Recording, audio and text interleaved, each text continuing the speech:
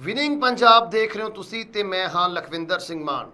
ਇਸ ਵੇਲੇ ਦੀ ਵੱਡੀ ਤੇ ਅਹਿਮ ਖਬਰ ਸੰਗਤ ਸਿੰਘ ਗਿਲਜੀਆਂ ਦੇ ਨਾਲ ਜੁੜੀ ਹੋਈ ਸਾਹਮਣੇ ਆ ਰਹੀ ਹੈ। ਸੰਗਤ ਸਿੰਘ ਗਿਲਜੀਆਂ ਜਿਹੜੇ ਕਿ ਸਾਬਕਾ ਜੰਗਲਾਤ ਮੰਤਰੀ ਨੇ ਅਤੇ ਇੱਕ ਐਫਆਈਆਰ ਮਾਮਲੇ ਦੇ ਵਿੱਚ ਉਹਨਾਂ ਦਾ ਨਾਮ ਦਰਜ ਹੋਇਆ ਸੀ, ਜਿਸ ਤੋਂ ਬਾਅਦ ਸੰਗਤ ਸਿੰਘ ਗਿਲਜੀਆਂ ਹਾਈ ਕੋਰਟ ਦੀ ਸ਼ਰਨ ਦੇ ਵਿੱਚ ਪੁੱਜੇ ਨੇ। ਦੱਸ ਦਈਏ ਕਿ ਜੰਗਲਾਤ ਮਹਿਕਮੇ ਦੇ ਜਦੋਂ ਮੰਤਰੀ ਸੀ ਤੇ ਉਸ ਦੇ ਦੌਰਾਨ ਕੁਝ ਦਰਖਤਾਂ ਦੀ ਨਜਾਇਜ਼ ਕਟਾਈ ਨੂੰ ਲੈ ਕੇ ਇੱਕ ਐਫਆਈਆਰ ਦਰਜ ਹੋਈ ਸੀ, ਜਿਸ ਦੇ ਵਿੱਚ ਸੰਗਤ ਸਿੰਘ ਗਿਲਜੀਆਂ ਦਾ ਨਾਮ ਵੀ ਸ਼ੁਮਾਰ ਹੋਇਆ ਸੀ। ਸੰਗਤ ਸਿੰਘ ਗਿਲਜੀਆਂ ਦਾ ਨਾਮ ਵਿੱਚ ਦਰਜ ਸੀ ਇਸ ਐਫਆਈਆਰ ਦੇ ਵਿੱਚ, ਜਿਸ ਦੇ ਵਿੱਚ ਕਿ 6.40 ਕਰੋੜ ਰੁਪਏ ਦੇ ਘਪਲੇ ਦੇ ਇਲਜ਼ਾਮ ਸੰਗਤ ਸਿੰਘ ਗਿਲਜੀਆਂ ਦੇ ਉੱਪਰ ਲੱਗੇ ਨੇ।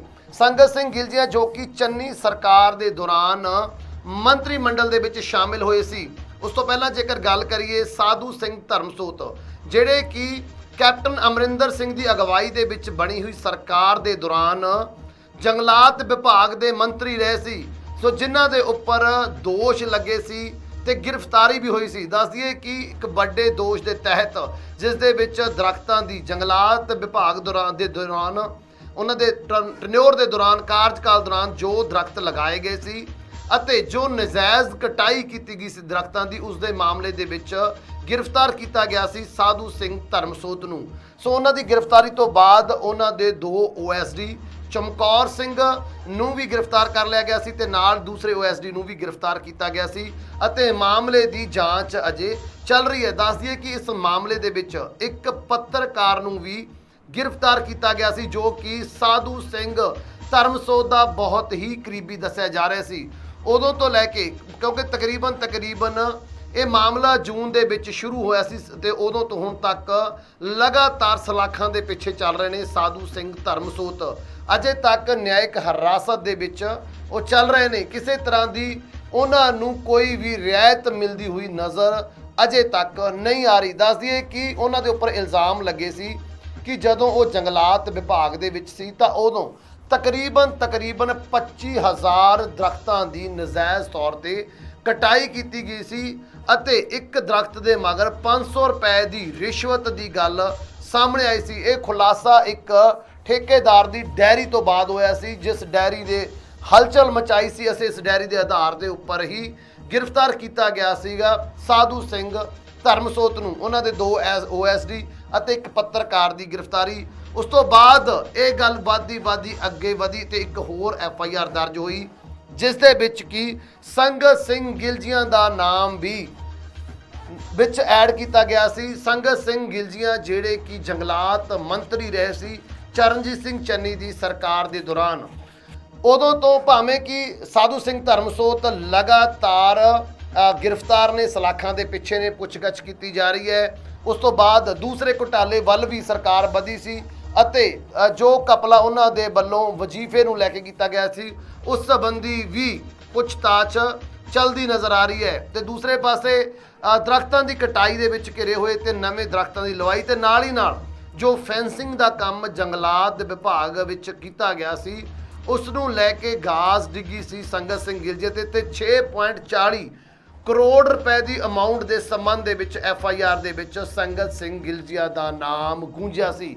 ਸੋ ਇਸ FIR ਨੂੰ ਲੈ ਕੇ ਸੰਗਤ ਸਿੰਘ ਗਿਲਜੀਆਂ ਤੋਂ ਭਾਵੇਂ ਅਜੇ ਤੱਕ ਕੋਈ ਪੁੱਛਗਿੱਛ ਪੁਲਿਸ ਵੱਲੋਂ ਜਾਂ ਵਿਜੀਲੈਂਸ ਵੱਲੋਂ ਨਹੀਂ ਕੀਤੀ ਗਈ, ਨਾ ਹੀ ਉਹਨਾਂ ਦੇ ਵੱਲੋਂ ਅਜੇ ਤੱਕ ਆਤਮ ਸਮਰਪਣ ਕੀਤਾ ਗਿਆ ਵੀ ਮੇਰੇ ਤੋਂ ਪੁੱਛਗਿੱਛ ਕੀਤੀ ਜਾਵੇ। ਤੇ ਇਹ ਸਵਾਲਾਂ ਦੇ ਘੇਰੇ ਵਿੱਚ ਆਏ ਨੇ, ਕਿਉਂਕਿ ਜੇਕਰ ਉਹ ਸੱਚਮੁੱਚ ਜਿਸ ਤਰੀਕੇ ਦੇ ਨਾਲ ਸੰਗਤ ਸਿੰਘ ਗਿਲਜੀਆਂ ਬਾਰ-ਬਾਰ ਕਹਿ ਰਹੇ ਨੇ ਕਿ ਉਹਨਾਂ ਦੇ ਵੱਲੋਂ ਕਿਸੇ ਤਰ੍ਹਾਂ ਦਾ ਕੋਈ ਵੀ ਕਰਪਸ਼ਨ ਨਹੀਂ ਕੀਤਾ ਗਿਆ, ਫਿਰ ਕੀ ਕਾਰਨ ਸੀ ਕਿ ਉਹ ਜਾਂਚ ਦੇ ਵਿੱਚ ਸ਼ਾਮਿਲ ਨਹੀਂ ਹੋਏ, ਜਾਂਚ ਕਰਾਉਣ ਦੀ ਗੱਲ ਨਹੀਂ ਉਹਨਾਂ ਨੇ ਸਵੀਕਾਰੀ ਅਤੇ ਪੁਲਿਸ ਨੂੰ ਕਿਸੇ ਤਰ੍ਹਾਂ ਦੀ ਕੋਈ ਮਦਦ ਪੁੱਛਗਿੱਛ ਵਿੱਚ ਨਹੀਂ ਕੀਤੀ ਗਈ। ਭਾਵੇਂ ਕਿ ਪੁਲਿਸ ਵੱਲੋਂ ਅਜੇ ਤੱਕ ਪੁੱਛਗਿੱਛ ਦੇ ਲਈ ਉਹਨਾਂ ਨੂੰ ਬੁਲਾਇਆ ਵੀ ਨਹੀਂ ਗਿਆ, ਲੇਕਿਨ ਦੂਸਰੇ ਪਾਸੇ ਲਗਾਤਾਰ ਚਰਚਾਵਾਂ ਇਹ ਚੱਲ ਰਹੀਆਂ ਨੇ ਕਿ ਉਹ ਪੁਲਿਸ ਦੀ ਗ੍ਰਿਫਤ ਤੋਂ ਬਾਹਰ ਚੱਲ ਰਹੇ ਨੇ, ਭਾਵ ਕਿ ਭਗੌੜੇ ਹੋਏ ਵੇ ਨੇ, ਪੁਲਿਸ ਦੀ ਗ੍ਰਿਫਤ ਵਿੱਚ ਨਹੀਂ ਆ ਰਹੇ, ਤਾਂ ਹੀ ਉਹਨਾਂ ਦੀ ਅਜੇ ਤੱਕ ਗ੍ਰਿਫਤਾਰੀ ਨਹੀਂ ਹੋਈ। ਲੇਕਿਨ ਦੂਸਰੇ ਪਾਸੇ ਹੁਣ ਸੰਗਤ ਸਿੰਘ ਗਿਲਜੀਆਂ ਹਾਈ ਕੋਰਟ ਦੇ ਵਿੱਚ ਪੁੱਜੇ ਨੇ। ਸੋ ਹਾਈ ਕੋਰਟ ਦੇ ਵਿੱਚ ਉਹਨਾਂ ਨੇ ਇੱਕ ਪਟੀਸ਼ਨ ਦਾਇਰ ਕੀਤੀ ਹੈ, ਜਿਸ ਪਟੀਸ਼ਨ ਦੇ ਵਿੱਚ ਉਹ ਸਾਫ਼-ਸਾਫ਼ ਕਹਿੰਦੇ ਹੋਏ ਨਜ਼ਰ ਆਏ ਨੇ ਵੀ ਜਿਹੜੀ ਇਹ FIR ਹੈ ਉਹ ਗਲਤ ਤੇ ਨਜਾਇਜ਼ ਤਰੀਕੇ ਦੇ ਨਾਲ ਉਹਨਾਂ ਦੇ ਉੱਪਰ ਲਾਂਚ ਕੀਤੀ ਗਿਆ। FIR ਦੇ ਵਿੱਚ ਗਲਤ ਤਰੀਕੇ ਦੇ ਨਾਲ ਉਹਨਾਂ ਦਾ ਨਾਂ ਸ਼ਾਮਿਲ ਕੀਤਾ ਗਿਆ, ਕਿਉਂਕਿ ਉਹ ਆਪਣੇ ਕਾਰਜਕਾਲ ਦੇ ਦੌਰਾਨ ਉਹਨਾਂ ਦੇ ਵੱਲੋਂ ਕਿਸੇ ਤਰ੍ਹਾਂ ਦੇ ਕੋਈ ਦਰਖਤ ਜੋ ਉਹਨਾਂ ਦੀ ਨਜਾਇਜ਼ ਕਟਾਈ ਨਹੀਂ ਕੀਤੀ ਗਈ, ਕਿਸੇ ਵੀ ਦਰਖਤ ਨੂੰ ਲਾਉਣ ਦੇ ਲਈ ਜਾਂ ਉਹਨਾਂ ਦੇ ਪੋਸ਼ਣ ਦੇ ਲਈ ਉਹਨਾਂ ਦੇ ਲਈ ਕਿਸੇ ਤਰੀਕੇ ਦੇ ਨਾਲ ਕੋਈ ਕਰਪਸ਼ਨ ਨਹੀਂ ਕੀਤੀ ਗਈ, ਨਾ ਹੀ ਕਿਸੇ ਤਰੀਕੇ ਦੇ ਨਾਲ ਫੈਂਸਿੰਗ ਦੇ ਮਾਮਲੇ ਦੇ ਵਿੱਚ ਉਹਨਾਂ ਦੇ ਵੱਲੋਂ ਕਰਪਸ਼ਨ ਕੀਤੀ ਗਈ ਹੈ। ਸੋ ਉਹਨਾਂ ਨੇ ਇੱਕ ਪਟੀਸ਼ਨ ਦਾਖਲ ਕੀਤੀ ਹੈ ਆਪਣੇ ਵਕੀਲ ਦੇ ਦੁਆਰਾ, ਜਿਸ ਦੇ ਵਿੱਚ ਉਹ ਕਹਿੰਦੇ ਹੋਏ ਨਜ਼ਰ ਆਏ ਨੇ ਕਿ ਇਹ ਨਜਾਇਜ਼ FIR ਉਹਨਾਂ ਦੇ ਉੱਪਰ ਹੋਈ ਹੈ, ਬਦਲਾਖੋਰੀ ਦੀ ਨੀਤੀ ਦੇ ਨਾਲ ਇਹ FIR ਦਰਜ ਹੋਈ ਹੈ। ਸੋ ਅਪੀਲ ਕਰਦੇ ਹੋਏ ਨਜ਼ਰ ਆਏ ਨੇ ਹਾਈ ਕੋਰਟ ਦੇ ਵਿੱਚ, ਹਾਈ ਕੋਰਟ ਨੂੰ ਜੱਜ ਸਾਹਿਬਾਨ ਸਾਹਮਣੇ ਕਿ ਇਸ FIR ਨੂੰ ਰੱਦ ਕਰ ਦਿੱਤਾ ਜਾਵੇ। ਸੋ ਇੱਕ ਅਹਿਮ ਅਪੀਲ ਕੀਤੀ ਗਈ ਹੈ। ਸੋ ਅੱਜ ਹਾਈ ਕੋਰਟ ਦੇ ਵਿੱਚ ਇਸ ਮਾਮਲੇ ਦੇ ਉੱਪਰ ਸੁਣਵਾਈ ਕੀਤੀ ਜਾਏਗੀ। ਸੁਣਵਾਈ ਦੇ ਵਿੱਚ ਕਿਸ ਤਰ੍ਹਾਂ ਦਾ ਫੈਸਲਾ ਹੁੰਦਾ ਗਾ ਇਹ ਵੀ ਕੁਝ ਟਾਈਮ ਤੋਂ ਬਾਅਦ ਸਾਡੇ ਦਰਸ਼ਕਾਂ ਦੇ ਜ਼ਰੂਰ ਦੱਸ ਦੇਵਾਂਗੇ। ਲੇਕਿਨ ਇੱਕ ਅਹਿਮ ਖਬਰ ਸੰਗਤ ਸਿੰਘ ਗਿਲਜੀਆ ਦੇ ਨਾਲ ਜੁੜੀ ਹੋਈ, ਜਿਹੜੇ ਕਿ ਜੰਗਲਾਤ ਮੰਤਰੀ ਹੁੰਦੇ ਹੋਏ ਕਰਪਸ਼ਨ ਦੇ ਚਾਰਜ ਦੇ ਵਿੱਚ ਘਿਰਦੇ ਹੋਏ ਨਜ਼ਰ ਆਏ ਸੀ। ਇੱਕ FIR ਲਾਂਚ ਹੋਈ ਸੀ ਜਿਸ ਦੇ ਤਹਿਤ ਉਹਨਾਂ ਦੇ ਉੱਪਰ 6.40 ਕਰੋੜ ਰੁਪਏ ਦੇ ਘਪਲੇ ਦੇ ਦੋਸ਼ ਦੀ ਇਹ ਦੋਸ਼ ਦੱਸਿਆ ਜਾ ਰਹੇ ਨੇ ਕਿ ਜਦੋਂ ਸਾਧੂ ਸਿੰਘ ਧਰਮਸੋਤ ਮੰਤਰੀ ਸੀ, ਉਹਨਾਂ ਤੋਂ ਬਾਅਦ ਜੰਗਲਾਤ ਦਾ ਮਹਿਕਮਾ ਚੰਨੀ ਸਰਕਾਰ ਵੇਲੇ ਸੰਗਤ ਸਿੰਘ ਗਿਲਜੀਆ ਕੋਲ ਆਇਆ। ਉਹਨਾਂ ਦੇ ਇਸ ਕਾਰਜਕਾਲ ਦੇ ਦੌਰਾਨ 25,000 ਦਰਖਤਾਂ ਦੀ ਜੋ ਨਜਾਇਜ਼ ਕਟਾਈ ਕੀਤੀ ਗਈ ਸੀ ਤੇ ਨਾਲ ਹੀ ਨਾਲ ਇੱਕ ਠੇਕੇਦਾਰ ਦੀ ਡੈਰੀ ਵਿਜੀਲੈਂਸ ਦੇ ਹੱਥ ਲੱਗੀ ਸੀ, ਜਿਸ ਦੇ ਵਿੱਚ ਕਿ ਇਸ ਪੂਰੇ ਘਪਲੇ ਦੇ ਬਾਰੇ ਲਿਖਿਆ ਗਿਆ ਸੀ ਕਿ ਕਿਸ ਅਫਸਰ ਨੂੰ ਕਿਸ ਮੰਤਰੀ ਨੂੰ ਕਦੋਂ ਤੇ ਕਿੰਨੇ ਪੈਸੇ ਦਿੱਤੇ ਗਏ ਨੇ। ਨਾਲ ਹੀ ਨਾਲ ਇਹ ਵੀ ਇਸ ਡੈਰੀ ਵਿੱਚ ਮੈਂਸ਼ਨ ਕੀਤਾ ਗਿਆ ਸੀ ਕਿ ਇੱਕ ਦਰਖਤ ਦੀ ਕਟਾਈ ਦੇ ਮਗਰ 500 ਰੁਪਏ ਦੀ ਰਿਸ਼ਵਤ ਦਿੱਤੀ ਜਾਂਦੀ ਸੀ। ਇਸ ਪੂਰੀ ਡੈਰੀ ਨੇ ਮਾਮਲਾ ਉਲਝਾਇਆ। ਪਹਿਲਾਂ ਸਾਧੂ ਸਿੰਘ ਧਰਮਸੋਤ ਵਿਜੀਲੈਂਸ ਦੇ ਰਡਾਰ ਤੇ ਗ੍ਰਿਫਤਾਰੀ ਹੋਈ ਤੇ ਨਾਲ ਹੀ ਨਾਲ ਉਸ ਤੋਂ ਬਾਅਦ ਉਹਨਾਂ ਦੇ 2 OSD ਉਹ ਵੀ ਪੁਲਿਸ ਦੀ ਗ੍ਰਿਫਤ ਦੇ ਵਿੱਚ, ਤੇ ਨਾਲ ਹੀ ਨਾਲ ਇੱਕ ਪੱਤਰਕਾਰ ਨੂੰ ਵੀ ਗ੍ਰਿਫਤਾਰ ਕੀਤਾ ਗਿਆ ਸੀ। ਦੱਸ ਦਈਏ ਕਿ ਅਜੇ ਤੱਕ ਇਹ ਸਾਰੇ ਨਿਆਇਕ ਹਿਰਾਸਤ ਦੇ ਵਿੱਚ ਚੱਲ ਰਹੇ ਨੇ। ਅਜੇ ਤੱਕ ਕਿਸੇ ਤਰ੍ਹਾਂ ਦੀ ਵੀ ਕੋਈ ਇਹਨਾਂ ਨੂੰ ਰਿਆਇਤ ਵਿਜੀਲੈਂਸ ਵੱਲੋਂ ਜਾਂ ਫਿਰ ਕਹੀਏ ਸਰਕਾਰ ਵੱਲੋਂ ਜਾਂ ਫਿਰ ਕੋਰਟ ਦੇ ਵੱਲੋਂ ਨਹੀਂ ਦਿੱਤੀ ਗਈ। ਲਗਾਤਾਰ ਨਿਆਇਕ ਹਿਰਾਸਤ ਦੇ ਉੱਪਰ ਚੱਲ ਰਹੇ ਨੇ ਸਾਧੂ ਸਿੰਘ ਧਰਮਸੋਤ, ਤੇ ਦੂਸਰੇ ਪਾਸੇ ਸਵਾਲਾਂ ਦੇ ਵਿੱਚ ਘਿਰੇ ਸੰਗਤ ਸਿੰਘ ਗਿਲਜੀਆ, ਜਿਹੜੇ ਕਿ ਪੁੱਛਗਿੱਛ ਵਿੱਚ ਸ਼ਾਮਿਲ ਨਹੀਂ ਹੋਏ, ਪੁੱਛਗਿੱਛ ਕੀਤੀ ਵੀ ਨਹੀਂ ਗਈ। ਜੇ ਦੂਸਰੇ ਪਾਸੇ ਜਾਈਏ ਤਾਂ ਉਹਨਾਂ ਵੱਲੋਂ ਲਈ ਵੀ ਪੁਲਿਸ ਵੱਲੋਂ ਜਾਂ ਵਿਜੀਲੈਂਸ ਵੱਲੋਂ ਕਦੇ ਉਹਨਾਂ ਨੂੰ ਸੱਦਿਆ ਹੀ ਨਹੀਂ ਗਿਆ। ਲੇਕਿਨ ਦੂਸਰੇ ਪਾਸੇ ਚਰਚਾਵਾਂ ਇਹ ਵੀ ਚੱਲਦੀਆਂ ਰਹੀਆਂ ਲਗਾਤਾਰ ਕਿ ਸੰਗਤ ਸਿੰਘ ਗਿਲਜੀਆ ਪੁਲਿਸ ਦੀ ਗ੍ਰਿਫਤ ਤੋਂ ਬਾਹਰ ਚੱਲ ਰਹੇ ਨੇ, ਭਾਵ ਕਿ ਪੁਲਿਸ ਉਹਨਾਂ ਨੂੰ ਗ੍ਰਿਫਤਾਰ ਕਰਨ ਦੇ ਲਈ ਘੁੰਮ ਰਹੀ ਹੈ, ਲੇਕਿਨ ਉਹ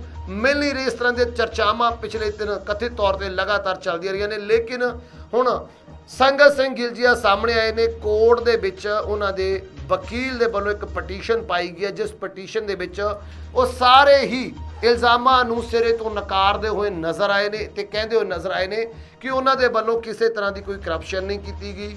ਜੋ ਇਲਜ਼ਾਮ ਨੇ ਝੂਠੇ ਨੇ। ਬਦਲਾਖੋਰੀ ਨੀਤੀ ਦੇ ਤਹਿਤ ਇਹ FIR ਦਰਜ ਹੋਈ ਹੈ ਤੇ ਉਹਨਾਂ ਵੱਲੋਂ ਇਹ ਗੱਲ ਕਹੀ ਹੈ ਕਿ ਇਸ FIR ਨੂੰ, ਜਿਸ FIR ਦੇ ਵਿੱਚ ਕਰਪਸ਼ਨ ਦੇ ਚਾਰਜਸ ਦੇ ਤਹਿਤ ਸੰਗਤ ਸਿੰਘ ਗਿਲਜੀਆ ਸ਼ਾਮਿਲ ਕੀਤੇ ਗਏ ਸੀ, ਜਿਹੜਾ ਨਾਮ ਸ਼ਾਮਿਲ ਕੀਤਾ ਗਿਆ ਸੀ, ਉਸ ਨੂੰ ਰੱਦ ਕਰ ਦਿੱਤਾ ਜਾਵੇ। ਸੋ ਇਹ ਪਟੀਸ਼ਨ ਦਾਖਲ ਕੀਤੀ ਸੀ, ਜਿਸ ਦੇ ਉੱਪਰ ਕਿ ਅੱਜ ਮਾਫ ਕਰਨਾ ਹਾਈ ਕੋਰਟ ਦੇ ਵਿੱਚ ਅੱਜ ਸੁਣਵਾਈ ਹੋਏਗੀ। ਸੁਣਵਾਈ ਦੇ ਦੌਰਾਨ ਕੀ ਕੋਈ ਰਾਹਤ ਸੰਗਤ ਸਿੰਘ ਗਿਲਜੀਆ ਨੂੰ ਮਿਲਦੀ ਹੈ, ਜੋ ਕਿ 6.40 ਕਰੋੜ ਦੇ ਇਲਜ਼ਾਮਾਂ ਦੇ ਵਿੱਚ ਘਿਰੇ ਹੋਏ ਨੇ, ਜਾਂ ਫਿਰ ਉਹਨਾਂ ਨੂੰ ਵਿਜੀਲੈਂਸ ਦਾ ਸਾਹਮਣਾ ਕਰਨਾ ਪਵੇਗਾ, ਵਿਜੀਲੈਂਸ ਦੀ ਪੁੱਛਗਿੱਛ ਦਾ ਸਾਹਮਣਾ ਕਰਨਾ ਪਏਗਾ। ਉਹਨਾਂ ਦੀ ਕੀ ਗ੍ਰਿਫਤਾਰੀ ਹੋਏਗੀ ਕਿ ਉਹਨਾਂ ਨੂੰ ਵੀ ਸਾਧੂ ਸਿੰਘ ਧਰਮਸੋਤ ਵਾਂਗ ਅਤੇ ਉਹਨਾਂ ਦੇ OSD ਦੇ ਵਾਂਗ ਇਸ ਮਾਮਲੇ ਦੇ ਵਿੱਚ, ਜੰਗਲਾਤ ਮਾਮਲੇ ਦੇ ਵਿੱਚ ਹੋਏ ਘਪਲੇ ਦੇ ਤਹਿਤ ਇੱਕ ਵਾਰ ਸਲਾਖਾਂ ਦੇ ਪਿੱਛੇ ਜਾਣਾ ਪਏਗਾ। ਇਹ ਅੱਜ ਕਲੀਅਰ ਹੁੰਦਾ ਨਜ਼ਰ ਆਏਗਾ, ਕਿਉਂਕਿ ਅੱਜ ਇਸ ਅਹਿਮ ਪਟੀਸ਼ਨ ਦੇ ਉੱਪਰ, ਸੰਗਤ ਸਿੰਘ ਗਿਲਜੀਆ ਦੀ ਅਹਿਮ ਪਟੀਸ਼ਨ ਦੇ ਉੱਪਰ ਹਾਈ ਕੋਰਟ ਦੇ ਵਿੱਚ